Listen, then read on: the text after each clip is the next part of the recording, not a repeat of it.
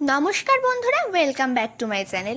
আজকে এমন একটা রেসিপি দেখাতে চলেছি যেটা বৃষ্টির দিনে সন্ধ্যের স্ন্যাক্সে এক্কেবারে জমে যাবে। Crispy potato finger. এটি বানানোর জন্য প্রথমে আলুটাকে সেদ্ধ করে নিতে হবে। তার জন্য আমরা প্রেসার কুকার নিয়েছি, আপনারা যে কোনো বাটিতেও এটাকে সেদ্ধ করে নিতে পারেন। এখানে আমরা দুটো আলু ব্যবহার করেছি, 4 টুকরো করে কেটে নিয়েছি। প্রেসার কুকারে কয়েকটা সিটি দিয়ে আলুটাকে সেদ্ধ করে নিয়ে বাটিতে ঢেলে স্ম্যাশ করে নিয়ে এতে দিতে হবে সামান্য পরিমাণে লঙ্কা গুঁড়ো, স্বাদ মতো নুন এবং চাট মশলা। এরপর এটাকে ভালো করে হাতে করে মেখে নিতে হবে।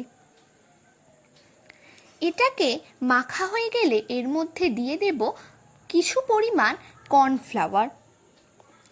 এরপর এটাকে আবারও ভালো করে মেখে নিতে হবে।